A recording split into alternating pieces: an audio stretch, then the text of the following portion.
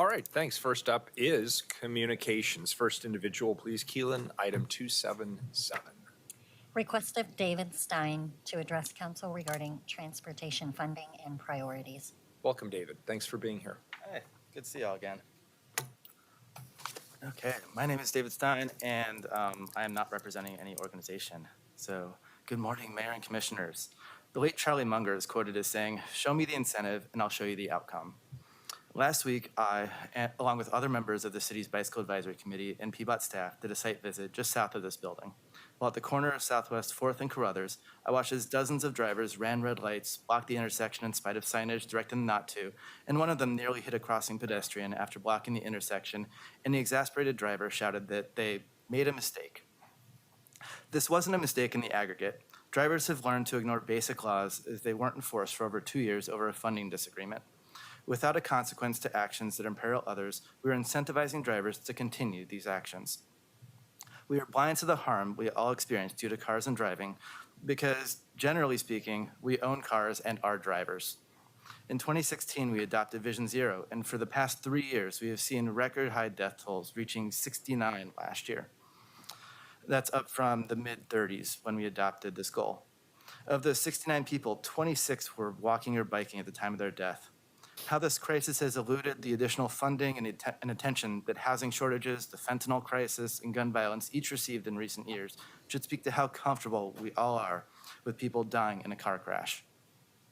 The car harms paper and linked video from City Nerd that I sent through the clerk's office as an addendum to this communication details the many harms that are experienced locally and globally much better than I can do in my fleeting time here. There are some really nice visuals. Got one here for you.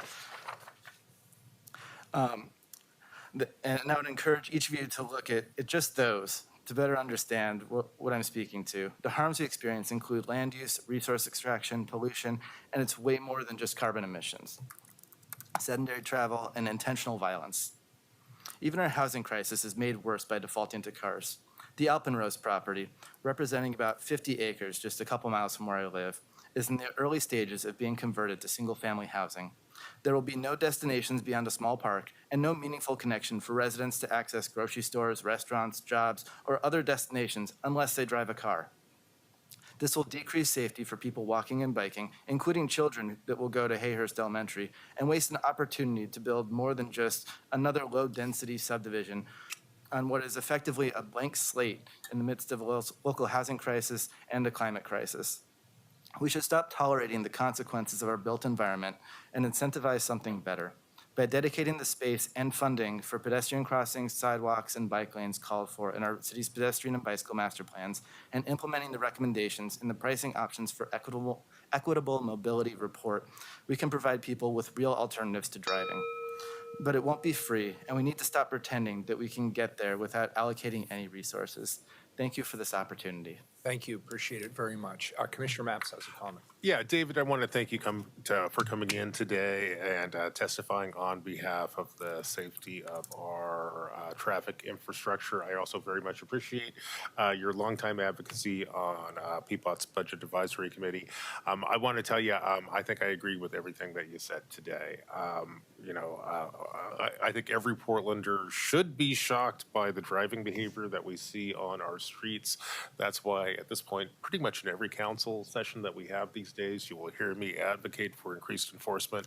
I want to also compliment the mayor. He's been a great partner there. We still have some staffing and resource issues that we need to work out. When people are blowing through red lights, there's not a whole lot that I can do on the infrastructure space, but there are a couple of things. I'm committed to bringing more traffic cameras to the city. I think by the end of this calendar year, we should be up to 40 traffic cameras, and frankly, that I would go even bigger with that, but it's mostly a supply chain problem at this point. But traffic cameras will help us a little bit. I also want you to know that as long as I sit in this seat and have these responsibilities, PBOT will be committed to, expanding our system of greenways and protected bike lanes. And we have a great partner in TriMet, who's also now located downtown. They've done a great job of making their public transportation system safer. And I'll tell you, colleagues, transportation and helping people get to where they want to go is a fundamental function of city government. I couldn't agree more with our friend and colleague here who says that we need to invest in that. I will remind people that for the most part, PBOT is not funded through general fund dollars. Instead, we are funded through parking meter revenues and gas taxes, which is why I'll take a moment to remind Portlanders that our local Fixing Our Streets program, which is our local gas tax, will be on the May ballot. The dollars that come in through that represent about a third of the funds that PBOT has to do basic maintenance for things like safety projects and paving and whatnot. Should those dollars not get reapproved, we will face, frankly, massive layoffs in this bureau. So it's a transitional time for our transportation system. It's also, the system has never been more important, which is why advocates like you, David, are so important to the health of our city. So thank you for coming in today. Let me just add a little bit of an amen chorus Yeah. to that. And thank you, Commissioner Maps, for reminding us about the street, Fixing Our Streets. the Fixing Our Streets ballot measure coming up in May. Just to reiterate, that is not an increase. That is simply a renewal of an existing tax that people are already paying. So it's not new. And it is critically important to the infrastructure development of this city. And all you need to do is drive around and see that we need to do more. Yeah. And we all agree on that. I also just want to acknowledge your advocacy here. The way I look at it is there's three things we have to do. There's infrastructural improvements that have to happen to improve safety. There are clearly things that we need to do to encourage better behavior, just having people be aware of the decisions they make. And third is the enforcement. And that really is my responsibility, along with the police bureau and others, to enforce those rules and regulations. I'm actually very pleased with the ramp up, the return, if you will, of traffic enforcement, the work that you're doing around the work, where's my head today? I The support work that you're too. doing around the traffic cameras, I think will make a noticeable difference. It seems like driving improves markedly and people are paying a lot more attention when they know there's a camera out there watching them. But there's another element I want to add today, and we've had several good discussions on this issue of transportation.